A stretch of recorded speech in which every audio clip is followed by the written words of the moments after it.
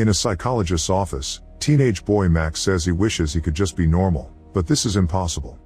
The reason why his whole face is covered in bandages is that he was born with a face so amazingly beautiful that it kills anyone that sees it.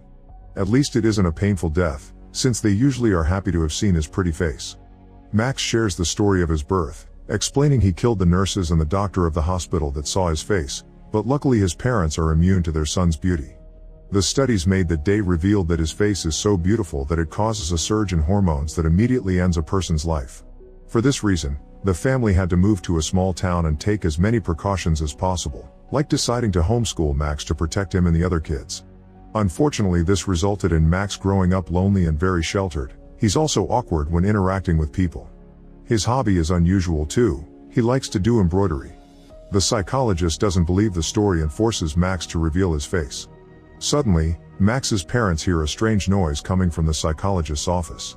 When they rush inside, they find Max putting on his bandages again and the psychologist dead on the floor. Soon the police show up and warn the parents that they can't keep ignoring these deaths as accidents, so Max should be more careful or he'll end up in jail.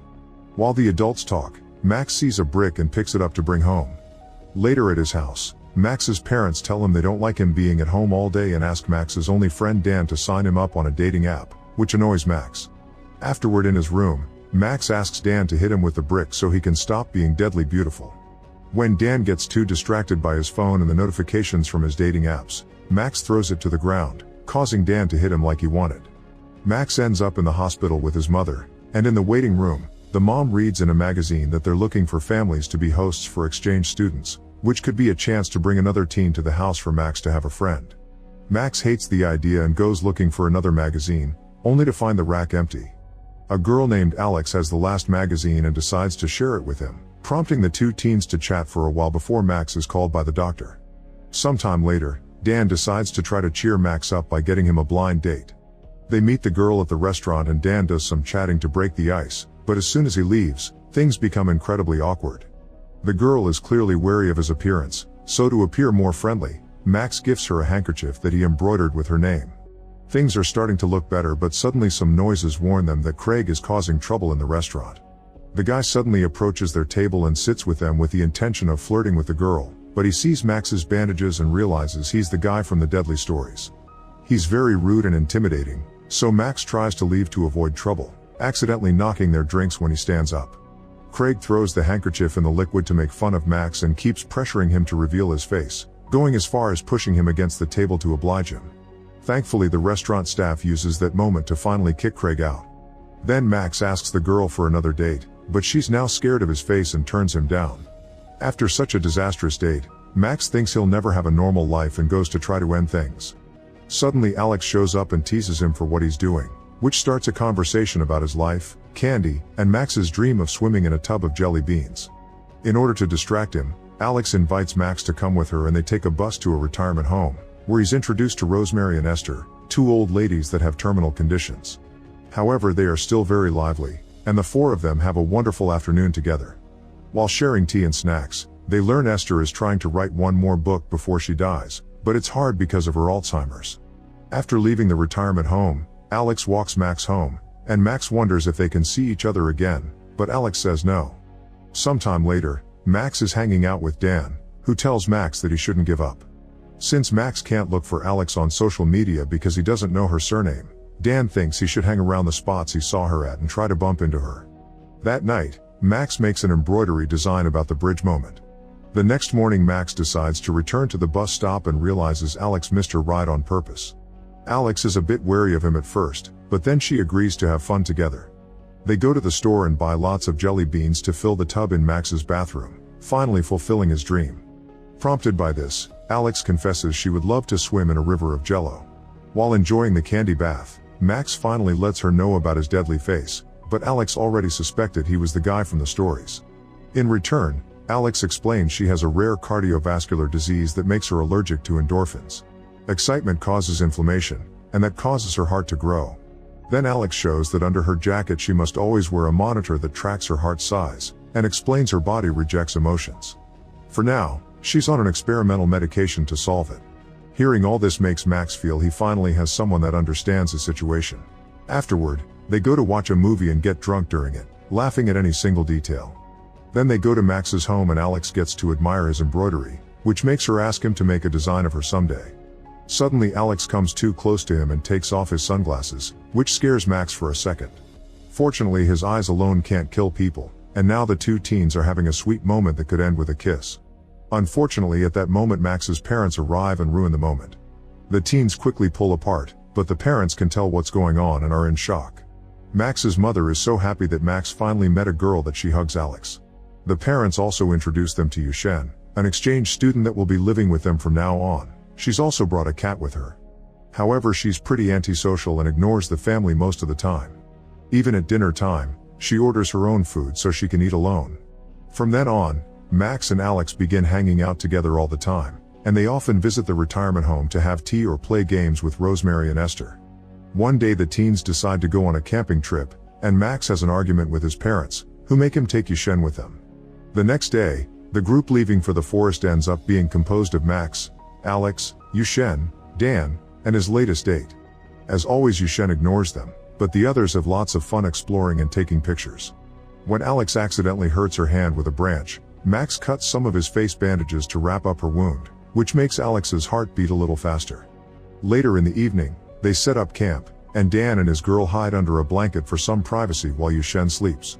Max decides to follow Dan's example and throws a blanket over himself and Alex, then prepares a surprise. He tells her to close her eyes before he covers them with a bandage. Next he grabs her hands to make him touch his face and have an idea of how he looks. Max confesses he killed the girl that gave him his first kiss because she broke the rule and opened her eyes, so Alex comforts him by kissing him before leaving the blanket. Some days later, Alex calls Max to tell him they can't see each other today because her mother needs her to help with some chores around the house. Afterward, Max's mom asks him to get rid of their old Christmas tree, so Max takes it out with the help of Dan. Meanwhile, Yushen is having a smoke, and when she throws away her cigarette, she accidentally lights the tree on fire. Dan and Max rush to try to put it off and Dan accidentally gets his hands burned, so they take him to the hospital. Once Dan has had his hands taken care of, the boys try to leave, only to bump into Alex and her mom. It turns out Alex lied and she's been here all day. The boys try to introduce themselves, but Alex tells her mom that they're just co-workers from the retirement home and they leave without another word. The next day, Max goes shopping with his dad and wonders how he can tell if he's in love. The dad tells him he knows his son likes Alex, but it may not be obvious to her, so he should tell her directly. In the afternoon, Alex and Max hang out again, and Alex explains she had to lie yesterday because her mother doesn't like her having friends, thinking too much excitement may kill her. Her mother only approves of the retirement home because it's a boring place. Afterward they visit the retirement home and are devastated to learn that Rosemary is dying. They visit her in her room and discover she's being kept alive by machines, which disgusts Alex because she thinks people should be allowed to die with dignity. She asks Max to show his face to Rosemary so she can die in peace, and when Max refuses, so Alex leaves alone. Thinking about how Rosemary is suffering, Max changes his mind and returns to the room, where he calls Rosemary's name. As she opens her eyes, he starts removing his bandages, and Rosemary realizes what's happening so she never stops him, dying with a soft smile on her face. After this incident, Alex stops answering Max's messages, and he doesn't know what to do. His parents try to offer some advice, but this only ends in an argument and Max leaves to hang out with Dan. His friend has big news: there will be a party at the local school, and Dan thinks Max should go even if he's homeschooled. Max is too nervous to do anything, so Dan takes his phone and sends Alex a message to invite her to the dance. Since he doesn't get an answer, Max goes to Alex's home to ask why she's ignoring him. Alex confesses that the experimental medicine isn't working, and her heart keeps growing larger and larger. They argue over the fact she's been pushing him away, but Max stays supportive, and Alex finally accepts to go to the dance with him. On the day of the party, Alex shows up with 2 funny costumes she got from the adult store. She'll be going as a maid, and for Max she got a dog mask and a horn so he can be a horn dog. When they arrive at the school, they have lots of fun dancing and flirting together. At first the music is fast and catchy, but then it changes into a slow romantic tune that brings them closer. This intense moment makes Alex's heart start beating dangerously fast and it makes her nose bleed, so she rushes out to take care of it. While Max waits, he hangs out with Dan and his date, but the moment is interrupted when Craig comes over to bother them. He's jealous that Dan is dating his ex and wants revenge for what happened at the restaurant, so while his friends grab Dan, Craig grabs Max and takes off his mask, which immediately kills Dan's date.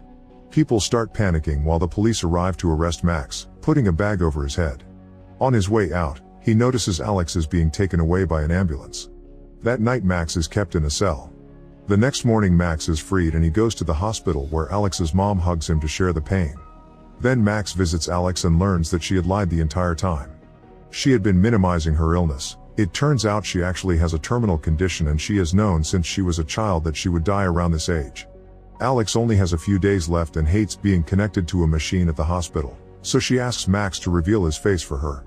Max refuses because he doesn't want to see her die and snaps at her, explaining he's watched people die all his life and it's taken a toll on him.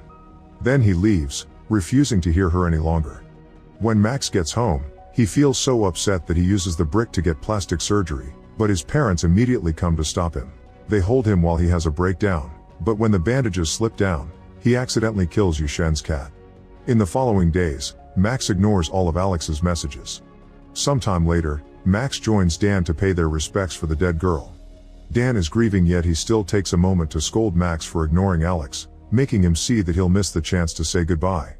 The next day Max visits Alex at the hospital and covers the wall with his embroidery as a way to apologize. He also shows her he made a design of her. Alex's condition is getting worse, so Max lies down next to Alex and removes his bandages. Then they close their eyes as they share a kiss, expecting the worst to happen. When Max opens his eyes, he's shocked to see Alex is still alive. However, she's so incredibly happy about finally seeing the real Max that her heart can't take it and she still dies. At least she has a smile on her face as she remembers all the time she spent with Max. Later, Max attends Alex's funeral, feeling completely devastated by the loss of the only girl that ever cared for him. Afterward he goes to the bridge, bringing an envelope with Alex's name on it. Inside the envelope he puts Jello powder, then he throws it into the river so Alex's dream can come true. After Alex's death, Max returns to therapy and begins honoring the things Alex has taught him. He continues to visit the retirement home to keep Esther company, and the police free him and Craig of all charges because the death of the girl was seen as a natural cause. This case becomes famous though, and Max begins getting lots of letters from dying people asking for his help. Max begins understanding that death sometimes is necessary, and he begins visiting the people that write him in order to help them reach peace with a painless death. Max also discovers that Alex didn't die because true love gave her immunity, which is also the reason why his parents never died either. Since Dan is Max's one true friend, Max can start hanging out with him without wearing the bandages. However, he needs to be careful because one day he forgets his face is uncovered and opens the door, accidentally killing a visiting Craig.